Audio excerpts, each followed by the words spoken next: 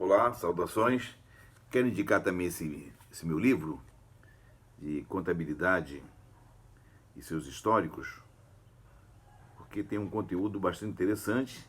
É um livro de fácil leitura, com poucas páginas, pode ser adquirido em qualquer livraria do shopping, e tem algumas questões respondidas que os alunos me fizeram agora nessa última live que nós assistimos. A questão livros legais, patrimônio, análise econômico-financeira, administrados, últimos usuários. Tudo isso eu falo dentro de uma conceituação da contabilidade, coloco aqui no livro. A pergunta normalmente é feita em sala de aula no primeiro dia de apresentação desta disciplina em qualquer curso de graduação. Afinal, onde estaria a dicotomia entre administração e contabilidade? A partir dessa indagação, eu começo a colocar com palavras próprias da minha experiência qual o significado da contabilidade para os empresários, para os fornecedores, para os clientes, enfim, para qualquer tomador de decisão, como é que ela se situa na nossa memória, na nossa capacidade cognitiva. E eu respondo aqui com propriedade.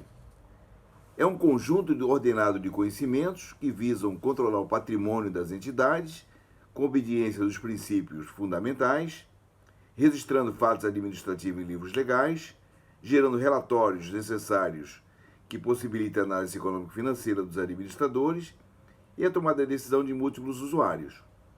Estes documentos, elaborados a partir da escrita contábil, deverá ressaltar esses dois aspectos: qualitativo, em qualificar, dar nomes a elementos, componentes do respectivo relatório, e permitir que se conheça a natureza de cada um, com seus efeitos quantitativos. Então, na verdade, essas perguntas que foram feitas para mim no fórum, livros legais, patrimônio, diário, razão, análise econômico-financeira, está tudo contido nessa resposta do que é a contabilidade. Eu faço isso nos livros.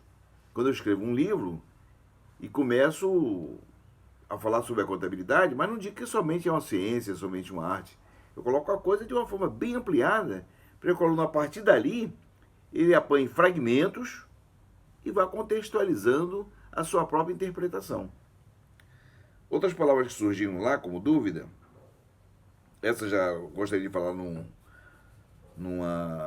capítulo à parte, é sobre a dinâmica patrimonial. Nós fizemos uma dinâmica patrimonial. O que seria uma dinâmica patrimonial? Seria o conteúdo de acontecimentos dentro de uma organização e que nós vamos contabilizando. A empresa todo dia ela compra, vende, paga. Então, esse acontecimento nós chamamos de fatos administrativos. Esses fatos, eles são compilados, levados a registro da contabilidade e quando chega no final do mês se levanta um balancete. As empresas mais organizadas, elas costumam fazer comparação, meta e aquilo que realmente aconteceu, orçado e real. Então ali vão se ver os ajustamentos. Eu tinha uma meta, um orçamento de gastar de material de expediente 1.000 unidades monetárias. Gastei 1.200. Então esses 20% eles terão que ser apurados e justificados por que dessa discrepância. Alguém vai ter que justificar. Se acontecesse o inverso, também caberia uma justificativa. Eu fiz um orçamento de 1.000 e gastei 800. Então aquele orçamento ele foi superavaliado. Por que essa superavaliação? Então se eu fizesse um balancete preliminar com esses dados apenas de orçamento, eu teria um passivo maior ou um caixa menor, porque eu estaria disponibilizando R$1.000 ou 1.000 unidades monetárias para ser gasto com material de expediente. Então, essa interpretação o aluno tem que ter. Não adianta somente ler, ter apenas a teoria. Eu vou falar mais tarde num outro livro meu de teoria da contabilidade, aspectos teóricos. Mas um livro de história da contabilidade, ele tem que ser lido, interpretado, com aqueles fragmentos que eu julgo mais necessários para o meu aprendizado, para consolidar os efeitos cognitivos dentro de mim. que eu aprendi? Eu tenho um artigo falando da sala de aula invertida.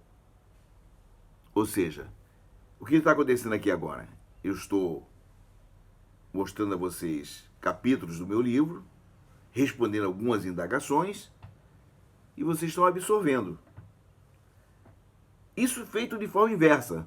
Primeiro você lê, interpreta, e depois nós vamos para a sala de aula presencial, ou mesmo no ensino à distância, nós vamos nos colocar frente a frente e dialogar sobre aquilo. Mas você já tem o conhecimento daquilo que eu vou falar com você.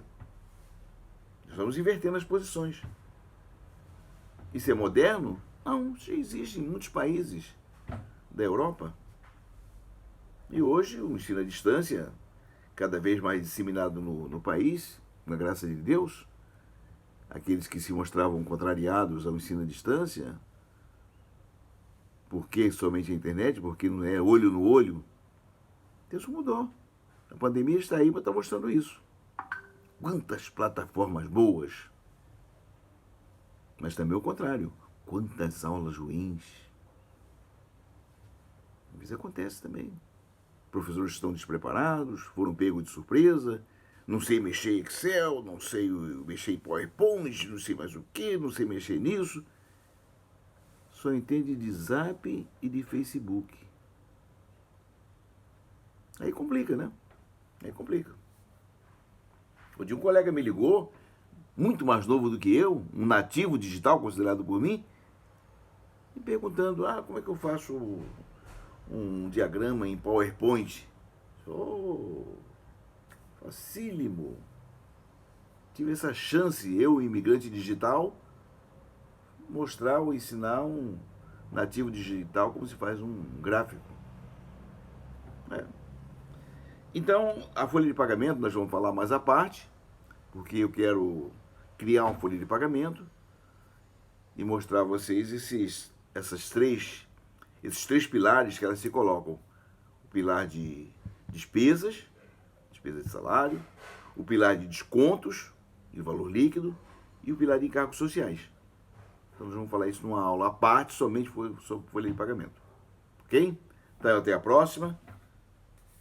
Leiam um livro, interpretem, tirem fragmentos daquilo que vocês têm dúvida. Depois nós vamos conversar. Uma informação final. Na minha página eu tenho um glossário. E lá também vocês podem tirar bastante dúvida. Mais de 1000 palavras da nossa área contábil e financeira que poderão ser dirimidas ali. Sem precisar que o professor interponha naquela questão, às vezes tão fácil. Tudo bem? Sucesso! Estudar. Vale a pena, hein? Vale a pena. Não é só o diploma na parede, não.